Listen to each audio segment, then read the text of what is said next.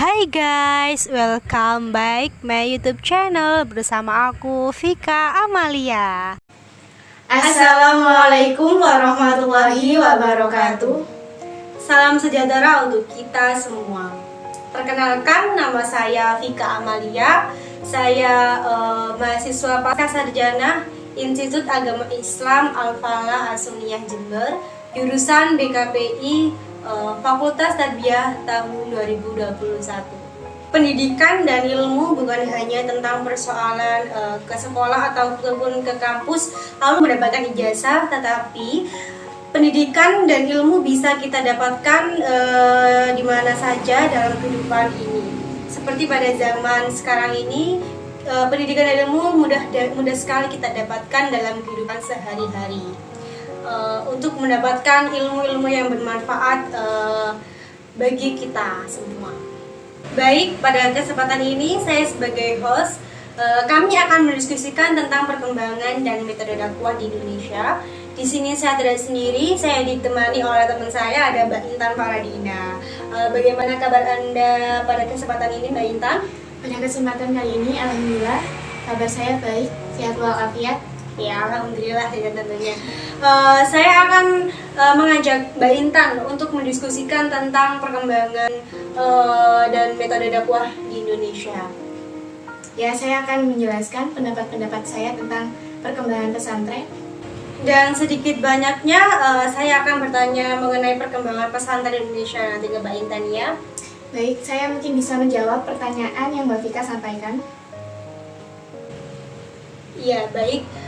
Silakan untuk Mbak Intan terlebih dahulu memperkenalkan diri dan setelah itu memberikan pendapat Anda bagaimana sih perkembangan pesantren di Indonesia. Baik, sebelum saya menjelaskan bagaimana perkembangan pesantren, izinkan saya untuk memperkenalkan diri.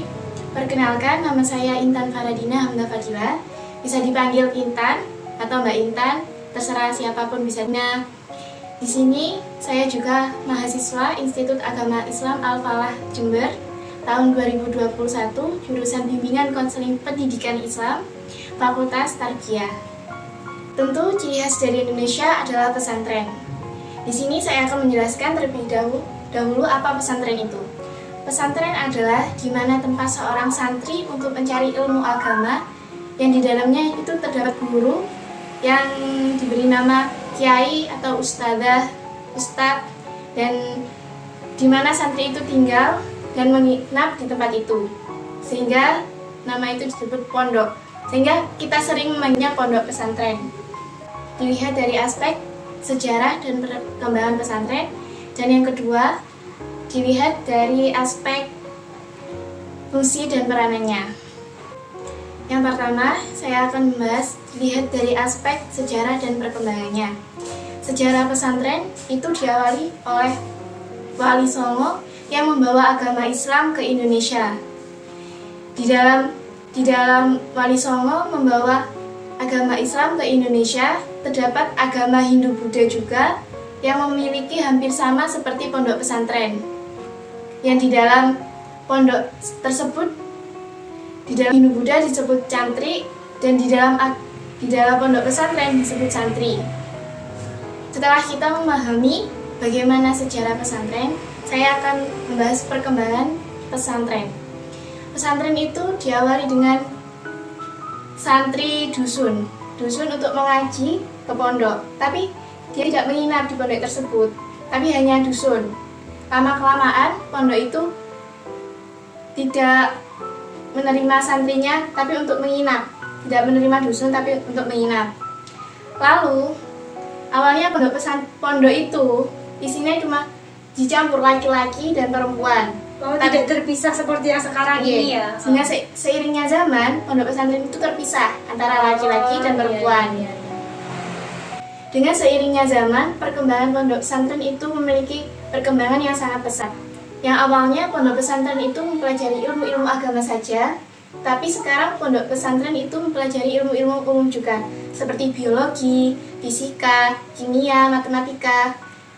Sudah lebih maju lah pengetahuannya. Dulu hanya mempelajari tentang kitab-kitab, isi-isi Al-Quran, isi-isi hadis, tetapi sekarang juga mempelajari ilmu umum juga. Baik Mbak Vika, di sini saya akan memberikan gambaran bagaimana perkembangan pondok pesantren. Bisa dilihat. Oh iya, ini berarti zaman dahulu ya, masih terlihat kuno banget ya. Ya, beda dengan zaman sekarang. Bangunannya dulu aja sudah kuno seperti itu. Iya, masih terbuat dari bambu ya. Iya, Walaupun iya. sekarang ada sih yang terbuat dari bambu, tapi itu kan langka sekarang. Kalau sekarang sudah bangunan yang gedung-gedung Gedung-gedung bertingkat. Iya. Oh ya, dilihat dari situ sih memang perkembangannya sekarang itu sudah semakin pesat ya. Iya, kalau memang dilihat dari gambarannya tuh memang sekarang semakin pesat ya. Baik Mbak Intan, di sini saya akan menanyakan kepada Anda, apakah pesantren itu memiliki unsur tersendiri gitu? Coba Anda jelaskan mengenai unsur-unsur itu memang kalau memang ada ya, berikan pendapat Anda. Baik, pesantren itu memiliki unsur-unsur tersendiri. Jika Anda menanyakan apakah pondok pesantren memiliki unsur-unsur yang tersendiri, saya menjawab ada. Karena di dalam pondok pesantren itu ada santri, ada kiai, ada pondok atau bangunan besar itu yang masyarakat menganggap bahwa pondok pesantren itu adalah bangunan besar. Tetapi sebenarnya pondok pesantren adalah di mana pondok yang di dalamnya terdapat santri, terdapat kiai yang di mana itu untuk mencari ilmu, santri yang belajar dan kiai untuk yang mengajar. Iya, baik. Oh iya Mbak Intan, berarti ada 3 unsur dalam pesantren itu ya. Iya. Yang kedua saya akan menanyakan gini. Tadi kan Mbak Intan mengatakan bahwa akan menjelaskan tentang fungsi dan peranannya pesantren. Yang akan saya tanyakan di sini adalah apa saja fungsi-fungsi dari pesantren itu gitu. Kan banyak orang yang tidak mengetahui kalau fungsi pesantren yang lebih detail, yang lebih banyak atau lebih detail itu. Banyak kan orang yang mengetahui itu kalau fungsi pesantren juga cuma untuk belajar agama saja kan gitu. Silakan Anda jelaskan mengenai fungsi pesantren. Oke, saya akan menjelaskan bagaimana fungsi dan peranan pondok pesantren. Fungsi dan peranan yang pertama, pondok pesantren itu sebagai transmisi ilmu pengetahuan. Apa yang dimaksud dengan transmisi ilmu pengetahuan? Kita tahu transmisi itu ilmu pengetahuan itu diberikan kepada siapa? Ya kepada santri itu. Dan santri itu diajarkan oleh kiai untuk menjadi kiai lagi. Paham maksudnya? Maksudnya gini, ketika kiai itu mengajar untuk santri untuk itu nanti akan menggantikan kiai tersebut. Oh iya. Baik. Untuk penjelasan fungsi yang pertama, fungsi yang kedua, pondok pesantren adalah untuk memelihara tradisi Islam. Maksudnya memelihara tradisi Islam yaitu memelihara akhlak, memelihara isi-isi Al-Quran, memelihara isi-isi hadis yang akan diajarkan dalam pondok pesantren tersebut. Untuk fungsi yang ketiga, pondok pesantren yaitu untuk pembinaan calon ulama. Maksudnya pembinaan calon ulama adalah para kiai itu membina santrinya untuk menjadi seorang yang berdakwah sebagai ulama yang nanti akan sebagai penerus dari kiai-kiai tersebut. Iya baik, itu tadi Mbak Intan sudah menjelaskan tentang bagaimana sih fungsi dan peranannya pesantren. Mbak Intan, satu kali lagi yang akan saya tanyakan. Menurut Mbak Intan sendiri, bagaimana sih perkembangan pesantren pada zaman sekarang ini atau pada masa sekarang ini? Silakan Mbak Intan berikan pendapat Mbak Intan. Menurut saya, perkembangan pesantren pada sekarang ini itu berkat para penjajah. Perkembangan pesantren itu lebih membaik. Yang awalnya pesantren itu hanya belajar ilmu agama saja, sekarang pesantren itu juga mempelajari ilmu umum juga, sehingga banyak masyarakat atau kalangan dari orang tua yang berminat anaknya untuk mendidikan anaknya ke pesantren, agar mereka selain juga memiliki ilmu agama, mereka juga bisa ilmu umum juga. Kan biasanya kalau dipondokkan anaknya hanya bisa mempelajari ilmu agama saja, tetapi sekarang selain anaknya itu mempelajari ilmu umum, ilmu agama, mereka juga bisa mempelajari ilmu umum juga. Ya, baik. Berarti dalam istilahnya tuh sekarang pesantren lagi naik daun, lagi naik daun ya. Ya baik. Dari diskusi ini dapat disimpulkan bahwa pondok pesantren dan metode dakwah itu sangat penting di zaman modern ini. Karena pondok pesantren tidak hanya mengajarkan tentang agama, akan tetapi juga sekarang tuh seimbang antara ilmu agama dan ilmu-ilmu umum.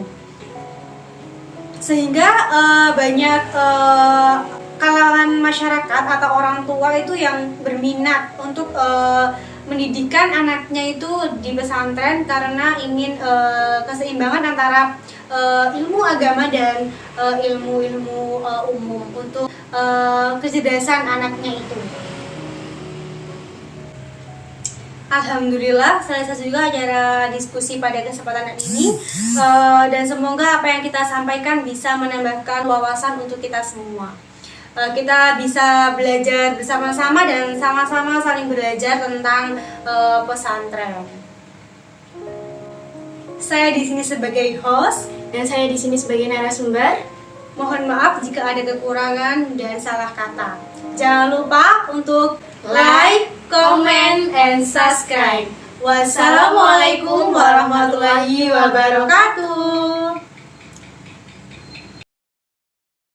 Okay everyone, don't forget to like, comment, and subscribe. See you next video.